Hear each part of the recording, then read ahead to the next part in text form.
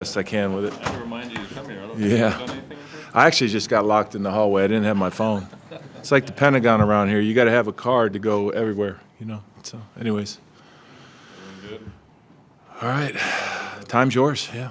Hey, Pat, Tyler King with the Denver Gazette. Just, you guys obviously have added, a quarterback from the high school ranks, and obviously, what's kind of the plan going into next season? Do you want to have a veteran that Julian can learn under? And obviously, you guys still have Ryan. I mean, just what are you kind of hoping to have as competition goes throughout the offseason at that spot?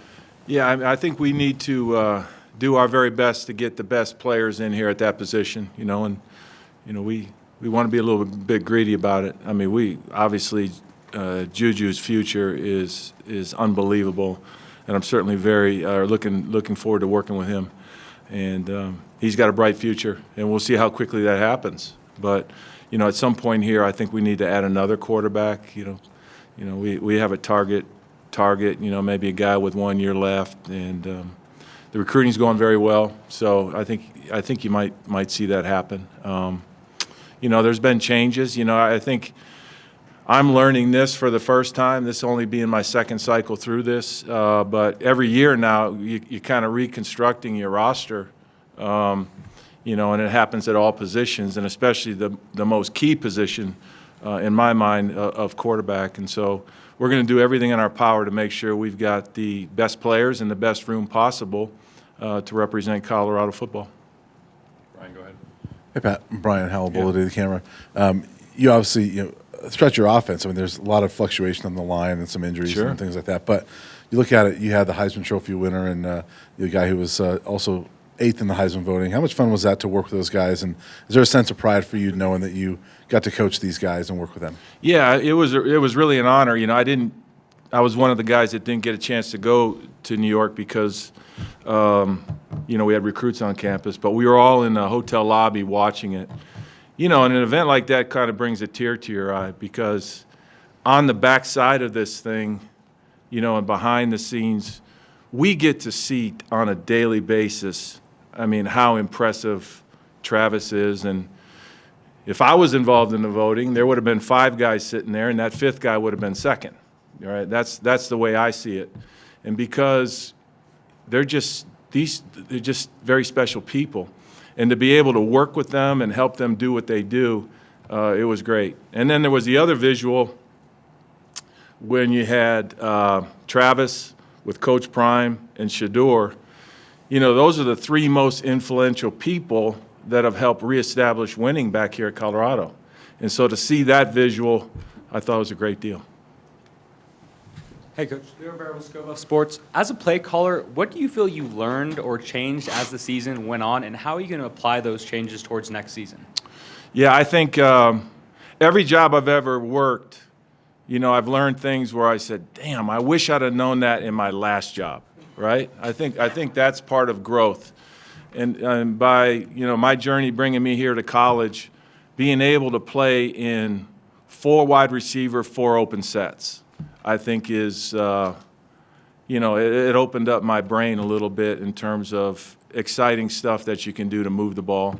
Because you can run the ball, you can throw the ball, and when you have dynamic players at all those positions, it really puts a stress on the defense. By the nature of this, and over the time we've been visiting, I've talked to you about the difference between the NFL and the college ranks.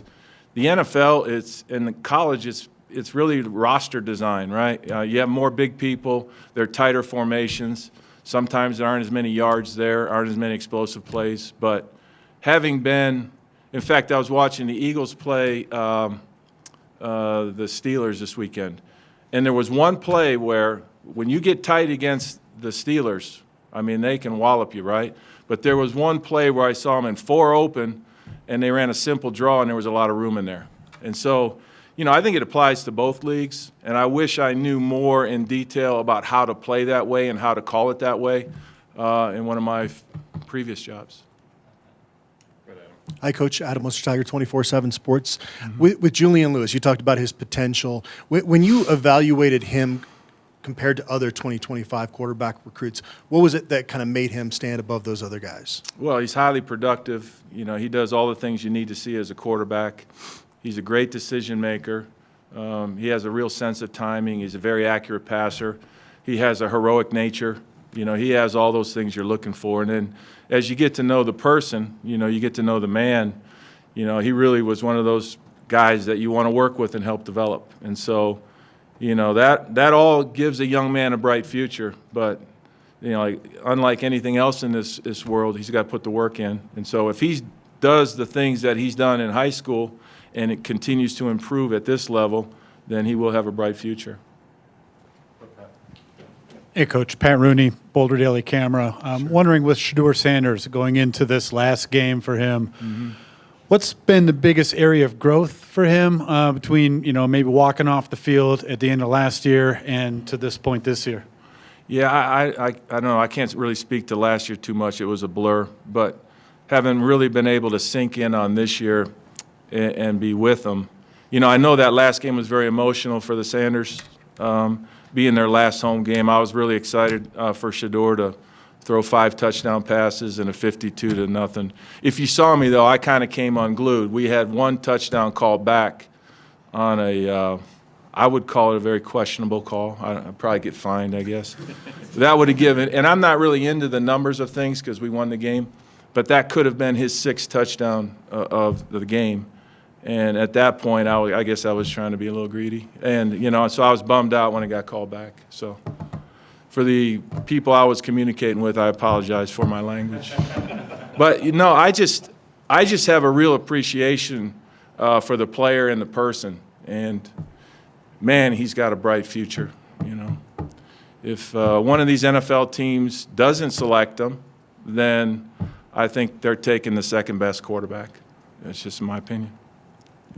I want to ask you another question about Shedeur because, you know, you as the coach, I mean, in theory, you're teaching him. But I'm curious if you learned a lot from Shedeur in this last year. I have. I've learned a great deal from him. You know, in a lot of things, and I'll keep most of it private.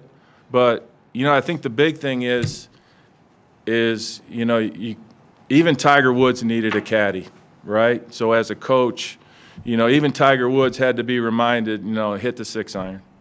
Well, no, please, just hit the 6-iron. You know, and I think that's kind of the role because, you know, he's so smart. You know, I can call a play like we have an example where, you know, we get an empty and we just call hitches and I'll say play with it. And then he can change all the routes and that whole play could look totally different. But I trust him to do that because he's really good at it. You know, so I've got a great appreciation for him, and I'm looking forward to him just killing it at the next level. Okay, last one, Rylan, go ahead. Rylan Scholes from Rob Report. It felt like over the season we saw you guys really start to incorporate a lot more read option style stuff. Is that something that you guys are going to want to be doing going forward with Juju, or was that just? Yeah. What are your thoughts on that? So read option, zone read. You know, to your point, I mean, we have quite a few runs that have RPOs wired to it. And you saw a lot of times where the quarterback can be kind of right or mostly right. So there were a lot of times, and I think it affected our run game to some degree, where he could have handed the ball, but yet he saw the level 1C player squeeze, and then he kicked it out, where now we made maybe a more explosive play on the throw. So that's part of the college game. You know, I really had a good time kind of designing that all up, and we're going to totally continue to do that.